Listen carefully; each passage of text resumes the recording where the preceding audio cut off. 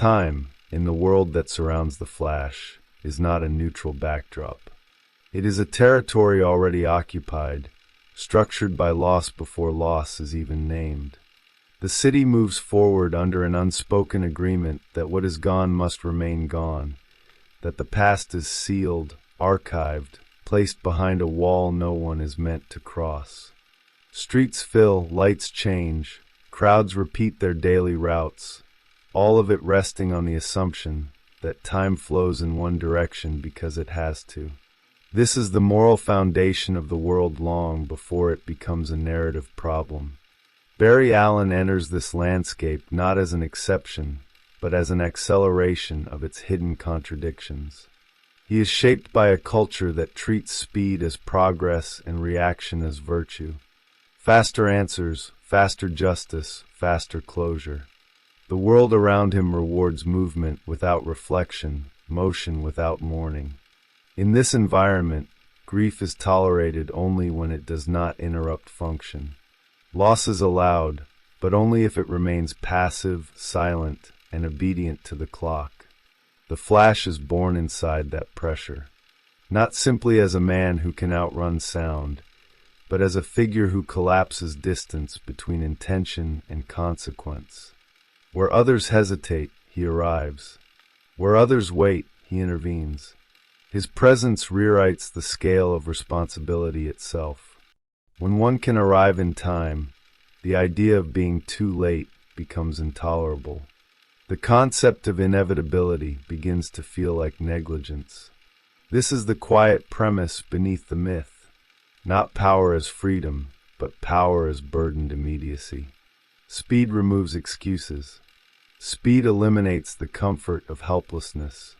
In a world where tragedy once required witnesses and delays, it now demands justification.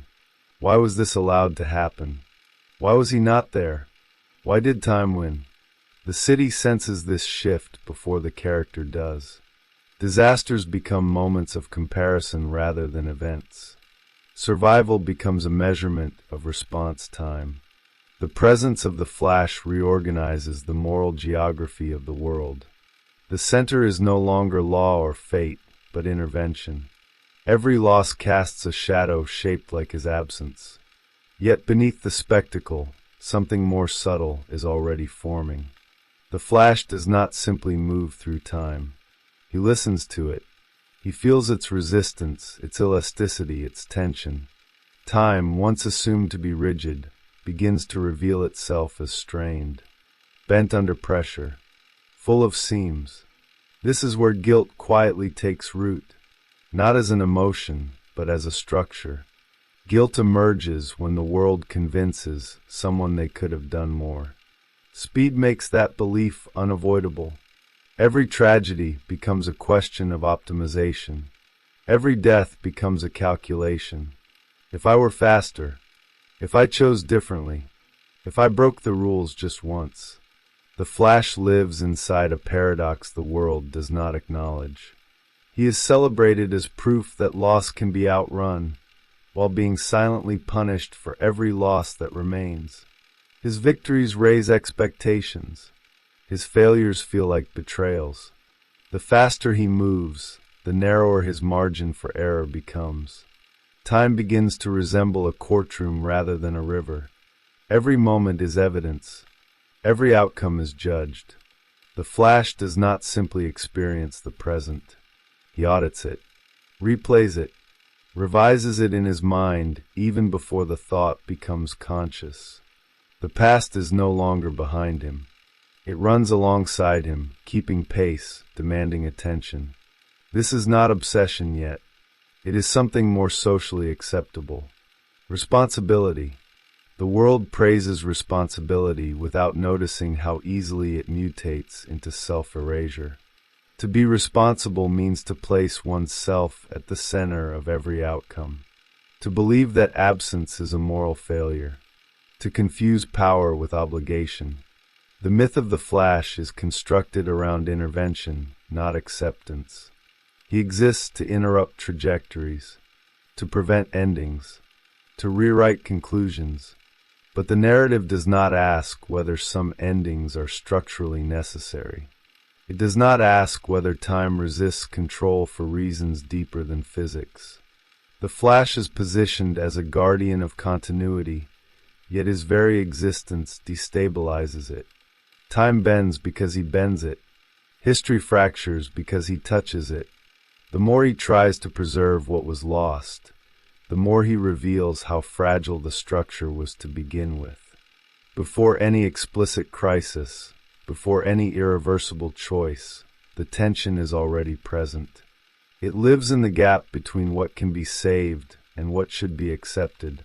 It lives in the unspoken belief that loss is an error rather than a condition. It lives in the refusal to let the past remain past. This is not yet a story about breaking time. It is a story about refusing to grieve within time. The Flash does not reject limits out of arrogance, but out of loyalty. Loyalty to the dead. Loyalty to moments that defined him. Loyalty to a version of the world that existed before trauma claimed authority. The city reflects this loyalty back at him. It turns him into a symbol of second chances, of corrections, of undone mistakes. But symbols simplify what they celebrate. They erase cost. They compress complexity into expectation. The Flash becomes less a person than a function. Arrive. Fix. Leave no trace. Inside that function, something erodes. Identity thins under repetition. Selfhood gives way to role. The faster he moves, the less space remains for hesitation, doubt, or refusal. To stop would be to admit that some losses cannot be repaired. To stop would be to accept that time does not answer to intention. The opening tension of the Flash is not spectacle. It is structural. It is the collision between infinite responsiveness and finite meaning. Between the fantasy that everything can be saved and the reality that some losses define who we become precisely because they remain. Time waits, not passively but patiently. It allows itself to be bent, stretched, borrowed. But it remembers every violation. Every attempt to overwrite consequence leaves residue. Cracks form beneath the surface, invisible at first, accumulating weight. The Flash runs forward believing motion is progress. Time stands still, watching, preparing to collect its debt. Barry Allen's origin is framed as an accident, but psychologically it functions as a correction. His life before power is defined by an unresolved rupture that never received symbolic closure. The loss of his mother is not processed as grief that reshapes identity over time, but as an open fracture that suspends development. Childhood ends abruptly, replaced by a permanent investigative stance toward reality. The world becomes something to be explained rather than inhabited. This posture defines Barry long before speed enters the equation. He grows into someone who trusts causality more than meaning, evidence more than acceptance. His profession mirrors this orientation. He reconstructs events, isolates variables, believes that truth emerges if one looks closely enough. Loss, in this framework, is not final. It is unsolved. The past becomes a puzzle that demands resolution, rather than a wound that demands integration. Speed arrives as an externalization of this internal stance. It does not create his psychology, it accelerates it. Where others learn to live with absence, Barry learns to outrun it. His power aligns perfectly with his refusal to accept what cannot be changed. Time becomes navigable because emotionally it already was. He had been moving backward for years, revisiting moments, replaying conversations, imagining alternate outcomes. The Flash's relationship with time is therefore intimate but asymmetrical. He experiences it as something malleable because emotionally he never accepted its authority. The trauma installs a private hierarchy where intention outweighs consequence. If something mattered enough, it should not have happened. If it happened, it must be reversible. This logic does not begin as hubris. It begins as fidelity to memory. The symbolic universe of the Flash reinforces this orientation. His enemies are rarely embodiments of chaos alone. They are distortions of time, mirrors of his own refusal. Figures who freeze moments, who reverse sequences, who trap others in loops. The antagonistic field around him forms as an echo chamber of temporal obsession. Each conflict externalizes a version of the same question. Should the past remain intact even when it hurts? Barry's morality is rooted in prevention rather than reconciliation. Justice, for him, is not primarily about response but about erasure. Stop the event, and you stop the damage. This produces a subtle but decisive shift in ethical orientation. Responsibility becomes anticipatory rather than reflective. Guilt no longer follows action. It precedes it. If he could have acted and did not, he is already at fault. This structure places Barry in constant tension with the limits imposed by his own world. Laws exist, but they feel provisional. Rules apply, but only until they conflict with the imperative to save. Authority becomes secondary to outcome. The moral center moves from collective order to individual intervention. This is not rebellion. It is prioritization, and it is deeply seductive. The Flash occupies a unique symbolic position among heroes because his power collapses the distance between desire and execution. He does not plan for long. He reacts instantly. This immediacy removes the buffer where doubt and ethical hesitation usually live. Decision and action merge. Once merged, regret becomes unbearable. There is no space to say I did not know or I could not arrive in time.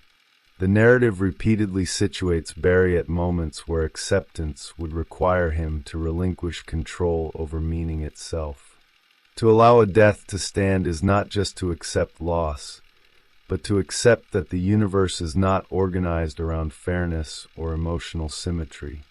For Barry, whose identity is built on correcting imbalance, this is existentially destabilizing.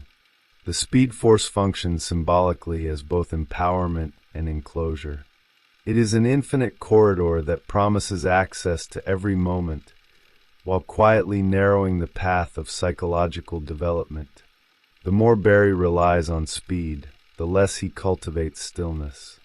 The less he practices containment.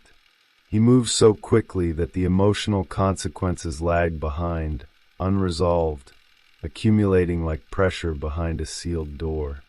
Culturally, the Flash emerges in an era obsessed with revision. Remakes, retcons, alternate timelines. Stories where nothing is ever definitively lost. The character resonates because he embodies a collective discomfort with irreversibility. He offers fantasy relief from mourning, a way to believe that enough effort, enough intelligence, enough speed can undo even the most formative pain. But within the narrative, this fantasy is unstable. Every intervention introduces distortion. Each correction displaces consequence rather than eliminating it. The world bends, but it does not forget. Identity fragments under the strain of revised histories. Relationships lose coherence. Meaning disperses across versions that cannot fully reconcile. Barry's foundational conflict is therefore not between heroism and selfishness, but between memory and time. Memory insists on preservation. Time insists on movement. The Flash stands at their intersection, trying to satisfy both, and slowly discovering that honoring one often requires betraying the other. This tension does not announce itself as tragedy at first. It presents as possibility, as hope, as the promise that no one ever has to say goodbye. But beneath that promise lies a deeper cost. To refuse loss is to refuse transformation. To fix the past is to arrest the self in the moment of trauma. The stage is set, not for a single catastrophic decision, but for a series of increasingly rational justifications. each grounded in care, each framed as necessary, each pulling Barry further from the shared rhythm of time and deeper into a private logic where only outcomes matter. The conflict is not yet explosive. It is architectural. The foundations have been laid. The structure will hold. For now. The first rupture does not arrive as catastrophe. It arrives as proof. Proof that time can be touched without immediate collapse. Proof that loss can be approached, negotiated, revised. The Flash does not begin by breaking the world. He begins by nudging it, applying pressure at the edges, testing whether the structure resists or yields. And for a while it yields. Early interventions feel surgical. Small changes, minor corrections, a life saved here, an accident prevented there. The world absorbs these adjustments with minimal visible distortion. This is crucial. The absence of immediate consequence reinforces a dangerous belief that the system can be optimized. That time is less a law and more a mechanism waiting to be properly handled. Psychologically, this phase is intoxicating. It rewards Barry's deepest conviction that suffering is not meaningful, only inefficient. Each successful intervention confirms his internal hierarchy. Action over acceptance, speed over restraint. If something bad happened, it is because someone arrived too late. And if he can always arrive sooner, then tragedy becomes optional. The narrative presents these moments as victories, but structurally they function as rehearsals. Each correction trains Barry to associate moral worth with interference. The idea of allowing events to unfold begins to feel irresponsible. Standing still becomes indistinguishable from complicity. The more he succeeds, the less defensible restraint appears. The city adapts quickly. Gratitude turns into expectation. The Flash becomes not a hero who saves, but a presence who should have saved. Public memory recalibrates. Near misses fade from awareness. Only outcomes remain. Every loss becomes retrospective evidence of failure. The spotlight follows him even when he is not there, illuminating absence as accusation. This external pressure aligns seamlessly with his internal guilt. Trauma had already taught him to audit the past. Speed simply gives him the tools to act on that audit. He no longer replays moments only in thought. He re-enters them. The boundary between memory and action dissolves. At this stage, the Flash still believes in proportionality. He tells himself that rules exist for a reason, that intervention should be measured, that not every loss can or should be undone. But belief weakens under repetition. Each exception establishes a precedent. Each precedent lowers resistance for the next. The world itself begins to show subtle signs of strain, not dramatic fractures, but misalignments. Conversations that feel slightly off, relationships that no longer carry the same weight, histories that no one remembers quite the same way. These disturbances are easy to dismiss. The city continues to function. Life goes on. The cost appears abstract. What Barry does not yet see is that these distortions are not errors. They are symptoms. Time is not collapsing. It is compensating. When one event is erased, pressure redistributes elsewhere. Meaning does not vanish. It relocates. Trauma avoided in one place resurfaces in another form. The Flash encounters opposition not as moral condemnation, but as structural resistance. Other speedsters, temporal anomalies, figures who embody excess rather than restraint. They are framed as threats, yet they mirror his own logic carried further. Each antagonist exposes a possible future version of his path. Someone who chose speed without limit. Someone who replaced responsibility with control. Barry rejects these reflections. He tells himself intention matters, that he acts out of care, not domination. that his goal is preservation, not power. And this distinction feels real to him. But the structure does not respond to intention. It responds to impact. The narrative escalates through a critical decision that crosses an invisible threshold. A moment where intervention no longer concerns strangers or abstract harm, but the foundational loss itself. The moment when the question shifts from can he change time to should he change this time. This decision is not impulsive. It is the culmination of accumulated justification. Each prior success has eroded the final barrier. By the time Barry returns to the moment of origin, the act feels less like transgression and more like correction, as if the world had been wrong all along, and he is finally restoring its proper form. The consequences are immediate and deceptively gentle.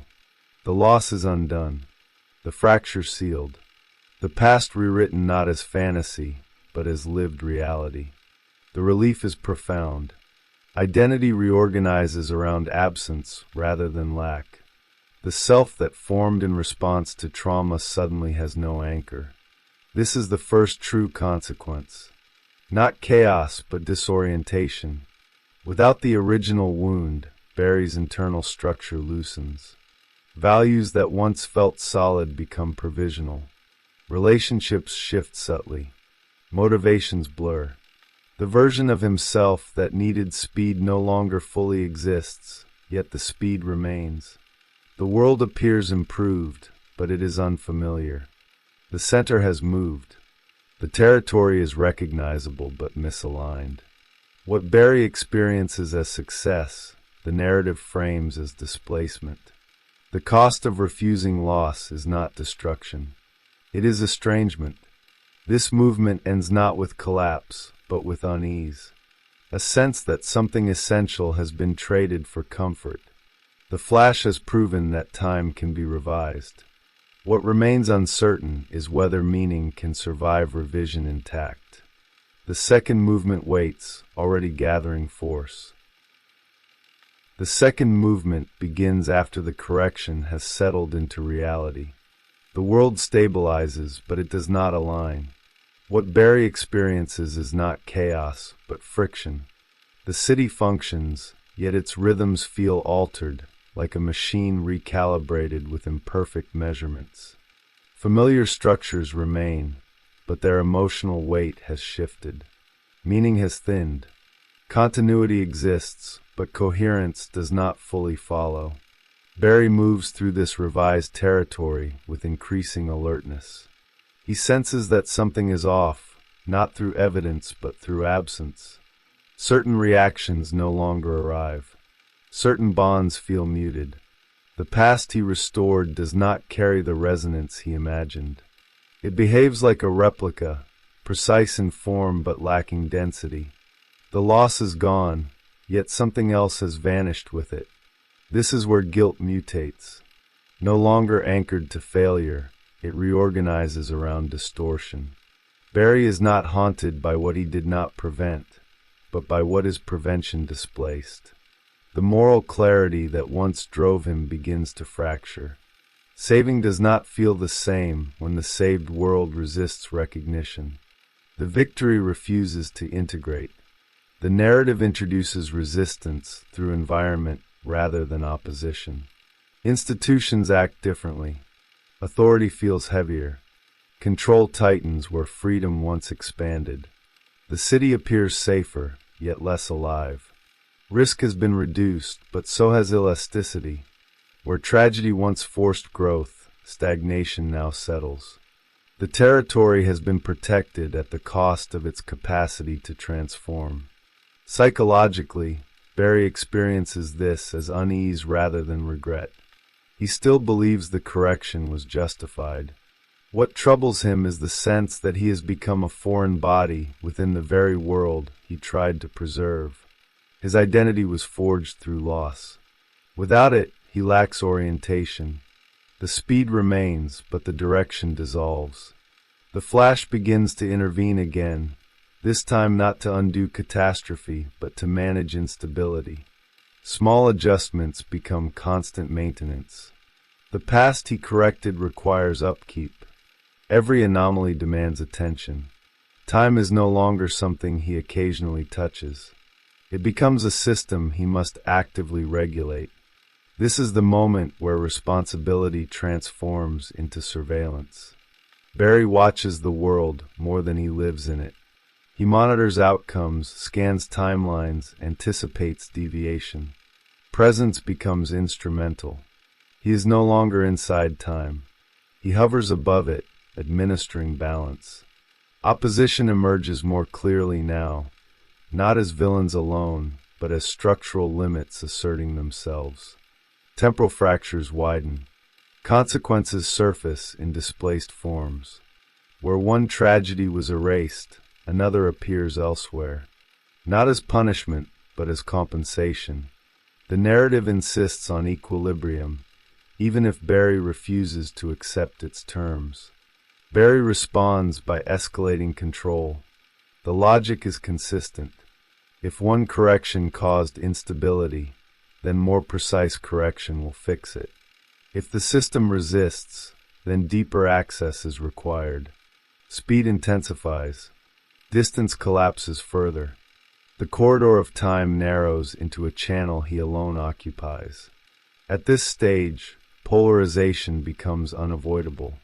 Barry's private logic diverges sharply from collective reality. Others experience the world as compromised by unseen forces. He experiences it as compromised by insufficient intervention.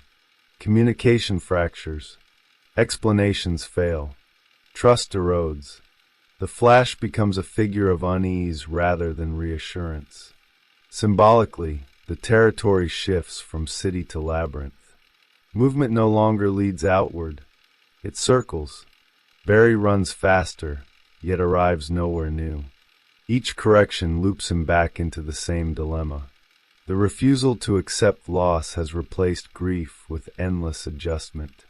Healing has been traded for control. The past begins to assert itself in unexpected ways. Memories bleed through revised timelines. Emotional residues surface without context. Characters experience feelings they cannot explain. Attachments form without shared history. The world remembers what Barry tried to forget, even if it cannot articulate it. This is the critical realization Barry resists. Loss is not an event. It is a structuring force. Removing it does not restore innocence. It destabilizes meaning. The wound he healed was also the foundation of orientation. Without it, the self floats. The narrative tightens around a central confrontation, not with an external enemy, but with the accumulated weight of revision. The speed that once promised freedom now feels compulsory. Stopping would mean allowing distortions to solidify. Moving forward requires further violation. There is no neutral ground left.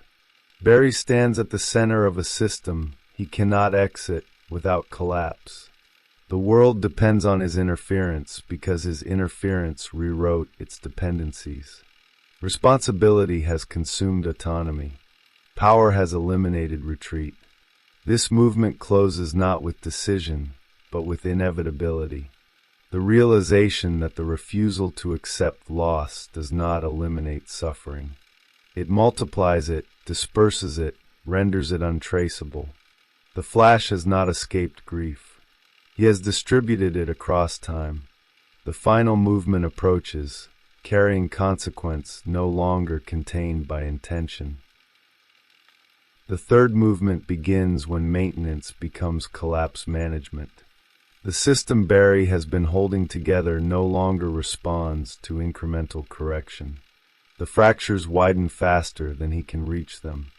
Temporal pressure increases. Events begin to stack, compressing consequence into dense clusters that resist dispersion. Time stops behaving like a surface and starts behaving like weight. Barry responds instinctively. He runs more. He intervenes earlier. He cuts corners that once held moral significance. The distinction between prevention and imposition dissolves. At this stage, speed is no longer a tool. It is a reflex. Motion replaces deliberation. Action replaces thought. The Flash no longer asks whether he should intervene, only whether he arrived quickly enough. The narrative reframes heroism here. Saving no longer feels like restoration. It feels like suppression. Each corrected moment demands another correction to stabilize it. The system has crossed a threshold where causality no longer resets cleanly. Every change carries residue. Every residue generates pressure elsewhere. The Flash is no longer fighting tragedy. He is fighting accumulation. Opposition crystallizes not as ideology, but as inevitability. Other speedsters and temporal forces appear less as enemies and more as manifestations of the same imbalance. They are not aberrations. They are expressions. Each one embodies a different response to temporal instability. Domination, withdrawal, nihilism, excess. Barry recognizes himself in all of them, fragmented across possible outcomes. This recognition does not soften him. It hardens him. Identification becomes justification. If others fall into monstrosity, it only proves the necessity of his restraint. If the system is fragile, it requires a singular will to hold it together. The idea of shared reality weakens. Control consolidates. The city reflects this consolidation. Order increases. Variance decreases.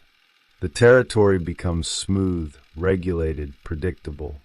Crisis still exists, but it is managed. Surprise fades. The world grows quieter, safer, thinner. What was once resilience becomes rigidity. What was once freedom becomes compliance with invisible correction. Barry experiences this shift as isolation rather than triumph. The faster he moves, the less he belongs. Time becomes a private corridor only he can navigate. Relationships lose symmetry. He arrives before others can respond. He leaves before meaning can form. Presence fragments into appearances.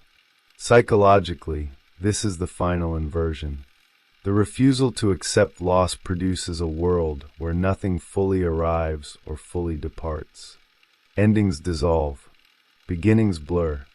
Everything exists in provisional form. Barry lives inside a permanent draft of reality. Nothing is allowed to settle. The narrative introduces the irreversibility Barry tried to escape, not as a single catastrophic event, but as saturation. There are too many corrections layered atop one another. Too many displaced consequences seeking expression. Time resists not by breaking, but by overwhelming. The system exceeds the capacity of any one agent to manage. Barry confronts a limit that speed cannot outrun. Not a barrier, but exhaustion. The recognition that infinite responsiveness produces infinite demand. That intervention generates dependency. That the world has learned to lean on his refusal to stop. This is the moment where the moral structure collapses inward. Responsibility reveals its shadow. Self-erasure. Barry no longer distinguishes between his existence and his function. He runs because stopping would expose the cost of everything he has done. Motion becomes avoidance. The past asserts itself one final time, not as memory but as gravity. The original loss reemerges as a structural absence that cannot be filled. No amount of correction replaces what was formative. No revision restores what shaped identity. The wound returns not to be healed, but to be acknowledged. The narrative does not offer redemption here. It offers clarity. The Flash sees that time was never the enemy. The enemy was the belief that meaning could be preserved without loss, that identity could remain intact without rupture, that love could be protected from grief. The movement ends with a paradox. To save the structure, Barry must relinquish authorship. To restore coherence, he must accept damage. The The refusal to accept loss has produced a world that cannot sustain itself. Acceptance appears not as surrender, but as the only remaining form of responsibility. Time waits, not for intervention, for release. At this stage, the conflict surrounding the Flash no longer belongs to Barry Allen alone. It spills outward, saturating the symbolic environment that receives it. The narrative stops functioning as a personal tragedy and becomes a cultural diagram. The refusal to accept loss, once localized in a single character, now reorganizes how the entire fictional world understands responsibility, power, and time itself. The Flash alters the moral temperature of the universe he inhabits. When intervention becomes possible, inaction becomes suspect. When correction becomes available, acceptance is reframed as weakness. The culture around him absorbs this shift almost unconsciously. Citizens begin to measure safety not by resilience, but by proximity to protection. Security becomes reactive rather than communal. The presence of speed replaces shared accountability. This produces a subtle but profound change in collective psychology. Risk tolerance diminishes. Failure becomes less acceptable. Mistakes lose their educational function and are instead treated as malfunctions awaiting repair. The world begins to imagine itself as editable. History becomes provisional. Memory loses authority. In this context, the Flash operates as a living interface between desire and outcome. He embodies the fantasy that consequences are negotiable if one has sufficient access and speed. This fantasy does not remain contained within the narrative. It mirrors a broader cultural impulse toward revision, toward undo buttons, toward timelines that can be refreshed rather than endured. The character resonates because he externalizes a modern discomfort with irreversibility.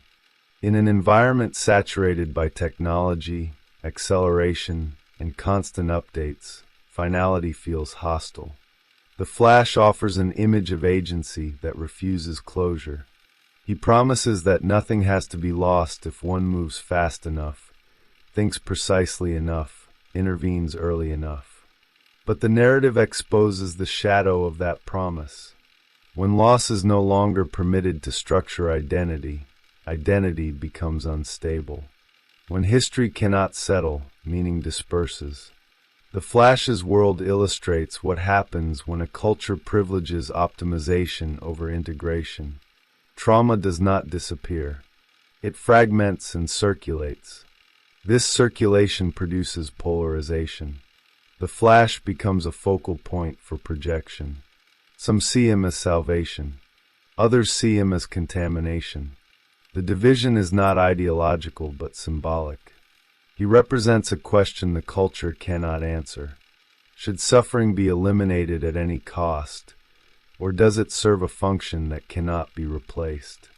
The narrative shows how communities respond to unresolved symbolic tension. They mythologize it.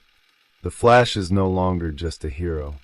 He becomes a symbol of excess responsibility, a figure onto whom collective guilt is displaced. If something goes wrong, it is because he failed. If something goes right, it proves he should do more. This dynamic reveals a deep cultural mechanism. When a system produces an agent capable of intervention, it begins to outsource its moral labor. Responsibility migrates upward. The collective waits. The Flash becomes the center of gravity around which expectation organizes.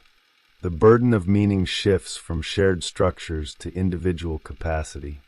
Media within the narrative amplifies this effect. Stories repeat. Images circulate. Absence is highlighted. Presence is magnified. The Flash exists in a permanent spotlight that distorts scale. Singular events eclipse long-term patterns. Speed compresses narrative into spectacle.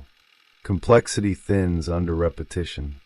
The symbolic cost of this amplification is erosion of patience. The culture grows intolerant of delay, ambiguity, and mourning. Grief becomes an inefficiency. Waiting becomes a flaw. Time is no longer something lived through. It is something managed. The Flash's struggle with time thus reflects a broader cultural refusal to sit with loss. The narrative reveals how acceleration can function as avoidance, how constant motion prevents confrontation, how speed anesthetizes reflection. The myth also interrogates the idea of progress itself.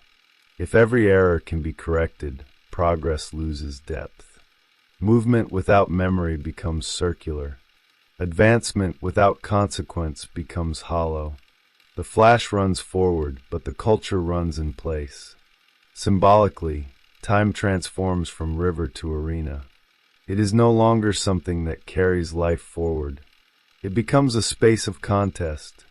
Forces collide. Interventions accumulate. Control replaces flow. The Flash stands at the center of this arena, both champion and captive. This is why the conflict persists beyond any single storyline.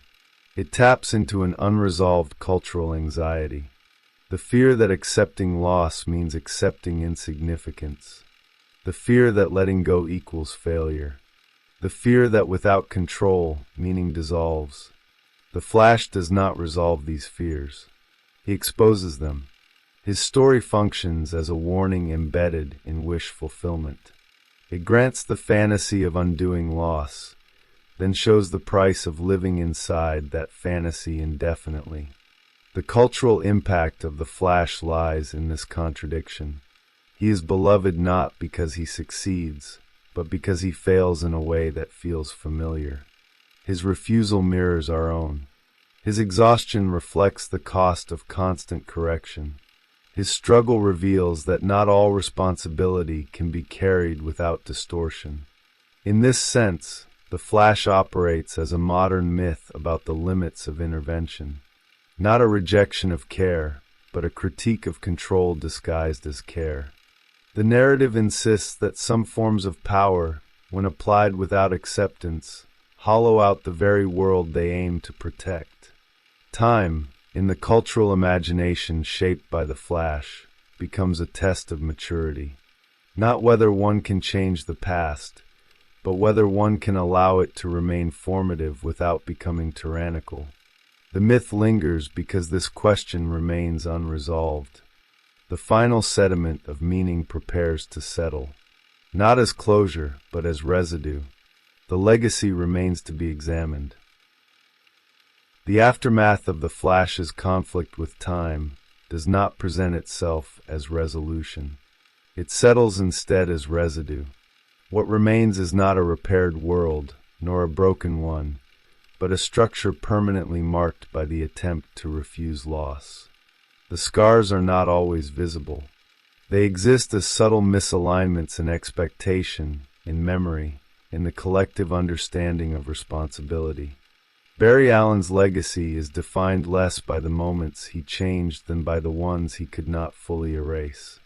Even when timelines are restored, something lingers. A faint echo of displacement. A sense that reality has been handled, adjusted, reassembled. The world carries the knowledge, often unconscious, that its foundations are not inviolable. This knowledge reshapes identity.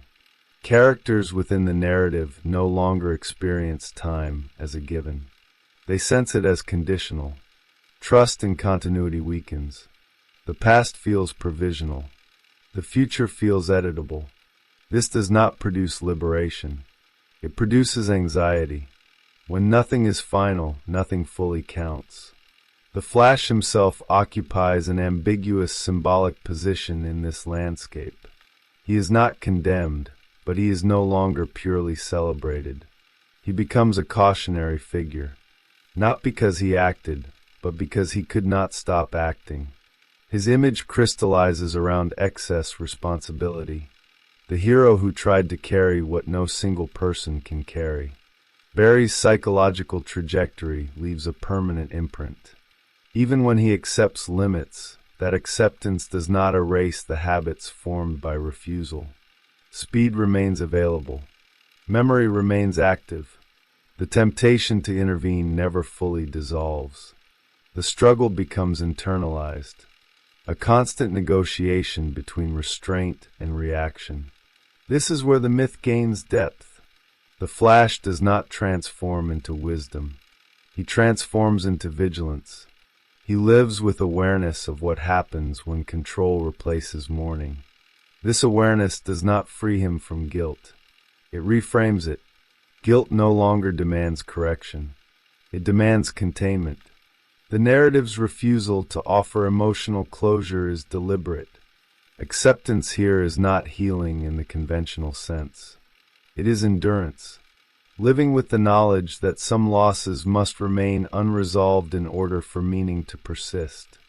The Flash learns not how to fix the past, but how to coexist with it without turning it into a justification for endless intervention.